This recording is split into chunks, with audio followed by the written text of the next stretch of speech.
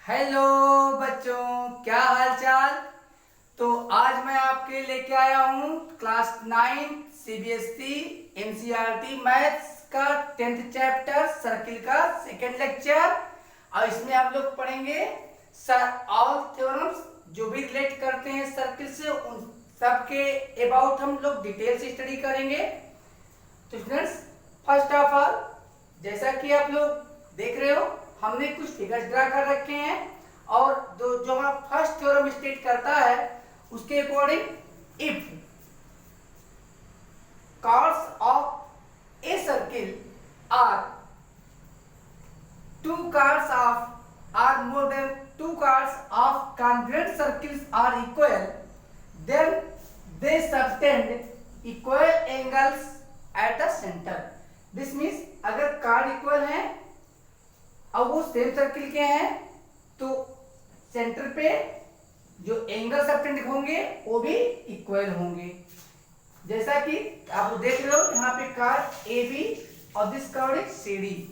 I have put a sign of equal here, A B equal C D है, this means cards are equal. Now we have to prove, हमें ये prove करना है कि this angle, ये angle इस angle के equal है। इसके लिए बच्चों हम लोग कैसे, how we can write in systematic way, ये सीखेंगे। तो जो फर्स्ट हेडिंग हम लगाएंगे वो लगाएंगे given. This means what we have been provided, हमें क्या दिया गया है। तो हमें आ सर्किल, कोई एक सर्किल दिया गया है C R, this is language of geometry. ये ज्योमेट्री की भाषा है, लैंग्वेज है कि हमें कोई सर्किल दिया गया है जिसका सेंटर सी है और रेडियस आर है, विथ टू कॉर्ड्स, जिसमें दो कार्ड भी हैं, सामने दिख भी रहे हैं, ए बी और सी डी है। सच दैट, इस प्रकार से है कि A B equal to C D, this means A B की वैल्यू इक्वल्स सी डी की वैल्यू है। अब हमें टू प्रूव, सेकेंड हेडिंग क्या आएगा हमारा, टू प्रूव लगाएंगे। क्या प्रूव करना है, this angle equal that angle. But हम ऐसे नहीं लिख सकते, कुछ ज्योमेट्री की लैंग्वेज होते हैं।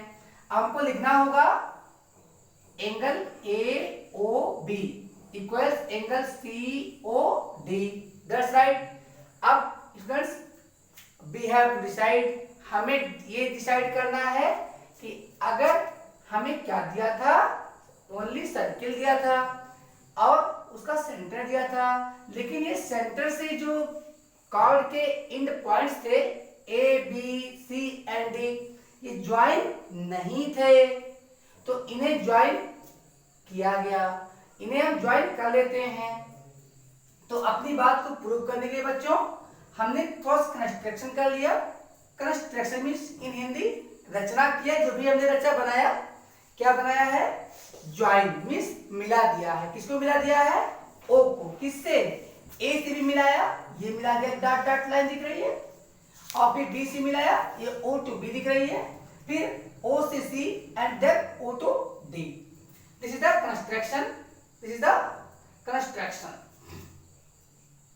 तो स्टूडेंट्स, अब हमारी जो इसका सेकेंड फेज आता है, इसी का एक और फॉर्म आता है। इसी स्टेटमेंट को हम ऐसे भी कर सकते हैं, the equal chords of congruent circles, this means congruent circles के इक्वल कार्ड। भाई ये here two circles C1 and C2 are seen, यहाँ पे हमें C1 और C2 टू सर्किल्स दिख रहे हैं, इस प्रकार से दिख रहे हैं, जिनकी रेडियस R है।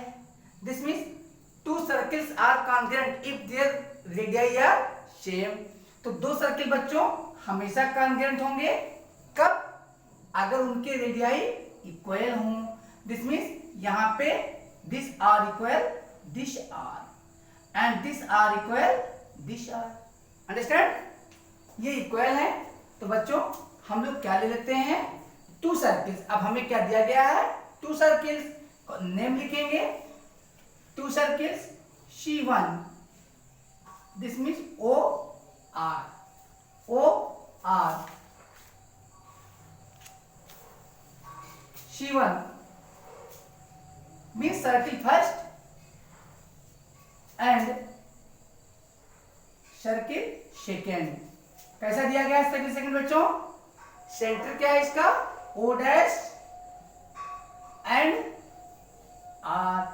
अब यहाँ पे हमको क्या दिखाई दे रहा है कि दोनों के ही रेडियस यानी जो सर्किल फर्स्ट है and that is the circle two both the radius are same. तो अभी मैंने क्या बताया था कि सर्किल ऑलवेज कॉन्ग्रुएंट होंगे अगर उनके रेडियाई सेम होंगे। रेडियाई मीन्स रेडियस का पीरियड होता है। Understand completely? अब आगे बढ़ते हैं हम लोग। और क्या इंफॉर्मेशन दिया है? With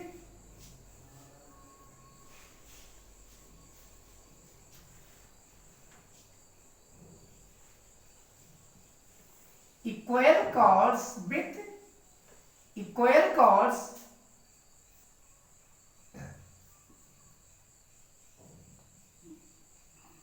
AB equal PQ। तो बच्चों I have told you already that, मैं आपको पहले ही बता चुका हूं, a segment straight line is always shown by putting a bar straight. और अगर यहां पे बच्चों मैं बात करूं कि ये अगर हम ए बी आर्क को रिप्रेजेंट करते तो क्या करते? ये जो कैप थी ये ऐसे लगाते। समझ गए ना? तो ये डिफरेंट। अब ये क्या लिखा है? कॉर्ड्स नहीं है, ये आर्क्स है, आर्क्स ए बी। तो ये हमें क्या दिया गया है? A B equal P Q. This means इस सर्किल का जो दो कॉन्ग्रुएंट सर्किल दिए गए हैं उनका क्या ये कॉर्ड इस कॉर्ड के इक्वल है। तो बच्चों अब हम देखें कि क्या कंस्ट्रक्शन की जरूरत है या नहीं है। तो बच्चों हमें ये दिखाना हमसे क्या स्टेटमेंट क्या है हमारे थ्योरम का कि वे सेंटर पर इक्वल एंगल सबटेंड करते हैं। मींस इक्वल यानी इनके इंड पॉइंट को अगर सेंटर से मिला दिया जाए तो ये दोनों एंगल इक्वल होंगे। यही प्रूव करना है हम लोगों को। तो इसके लिए हमें O को A और B से मिलाना ही होगा, यहाँ O डैश को P और Q से मिलाना ही होगा। तो बच्चों इसमें भी हमें 2 ट्रायंगल्स मिल गए हैं और इसमें भी हमें 2 ट्रायंगल्स मिल गए हैं। But the difference is that these 2 triangles are in the same circle while these 2 triangles are in different circles.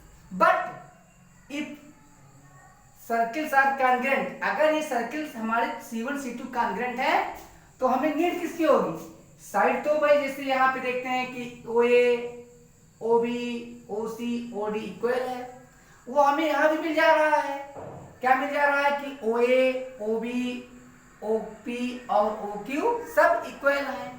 तो हमें इस ट्रायंगल को, इसके पहले हम लोग कॉन्ग्रुएंसी पढ़ चुके हैं, we have studied about congruency. अब हम देखते हैं कॉन्ग्रुएंसी तो हम पढ़ चुके हैं भाई। हम इन दोनों ट्रायंगल को क्या करेंगे? कॉन्ग्रुएंट दिखा देंगे, कॉन्ग्रुएंट प्रूव कर देंगे। कैसे? Very simple. This side equal this side, this side equal this side. Why? Sir ये तो कॉन्ग्रुएंट सर्किल के रेडियाई हैं, हमेशा इक्वल ही होंगे। फिर देखते हैं A B equal P Q. Why? क्यों? सर गिवन, ये तो पहले ही दिया गया था, स्टेटमेंट में ही दिया है। तो इस प्रकार yes yes S S S and S triple S congruency criteria से ये दोनों ट्रायंगल हम प्रूव कर चुके कैसे हैं? कॉन्ग्रुएंट। अब आपने पढ़ा होगा, हमने पढ़ाया था पिछले लेक्चर में,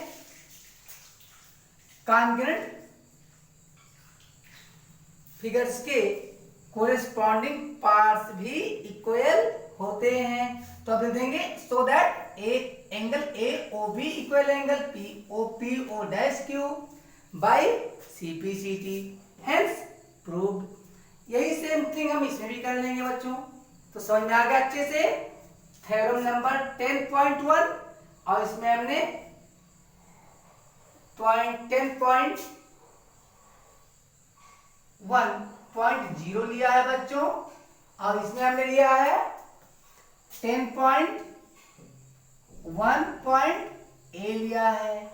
समझ में आ गया होगा। अब अगर हम इसके बाद भी और करते रहेंगे तो सब 10.20 10 या ए भी तोड़ देते हैं।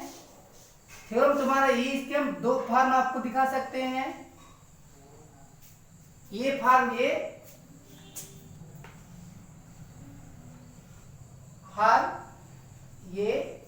और फॉर्म बी, फॉर्म ये और फॉर्म बी। क्लियर बच्चों। अब इसके बाद भी जो भी हम अगला वीडियो आपका अगला थ्योरम बनाने जा रहे हैं उसमें हम क्या कहने वाले हैं समझ लेते हैं। यहाँ पे हमने आपको दिया है कि कॉर्ड इक्वल है बच्चों। अब अगर मैं कॉर्ड गायब करके बोल दूं कि ये जो लेंथ ऑफ आर्क है दोनों की ये इक्वल है, तो क्या तब भी यही चीज प्रूव होगा? तब भी यही प्रूव होगा। क्यों? क्योंकि भाई जब ये दोनों सर्किल कॉन्ग्रुएंट हैं तो रेडियाई तो बराबर है। और अगर हम ये दे दिया गया कि दोनों लेंथ ऑफ आर्क अगर इक्वल है तो बच्चों अगर हम उनके एंड पॉइंट को फिर जोड़ देंगे तो हमें क्या मिलेगा? तो इक्वल कार्ड से मिलेगा। यही कंडीशन अगर यहाँ पे दे दी जाए कि अगर कार्ड ना दे करके आर्क की लेंथ दे दी जाए, अगर L1 अगर हम कार्ड आर्क AB की लेंथ को L1 और कार्ड CD की लेंथ को L2 से रिप्रेजेंट करें तो यहाँ पे क्या होगा बच्चों? L1 की वैल्यू L2 के बराबर होगी। और ये किसके आर्क हैं? कॉन्ग्रुएंट सर्किल के नहीं है, सेम सर्किल के हैं। यहाँ अब हम अगर AB को ज्वाइन कर देंगे तो हमें 2 इक्वल कार्ड मिल जाएगा। तो इस प्रकार से अगर यहाँ पे क्या लिखा हो, कार्ड्स लिखा हो या आर्क्स लिखा हो, हमें कोई फर्क पड़ने वाला नहीं है। समझ गए बच्चों? हाँ, फिगर में थोड़ा सा फर्क पड़ेगा। फिगर में थोड़ा सा फर्क पड़ेगा। क्या फिगर में थोड़ा फर्क डिफरेंस आएगा? थोड़ा डिफरेंस आएगा। दैट कॉस यहाँ पे आर्क्स आ जाएगा तो हम यहाँ पे ए बी लाइन को पहले नहीं ड्रा करेंगे, वो हमारी नीड बनेगी तो हम उसको ड्रा करेंगे। समझ गए बच्चों? नेक्स्ट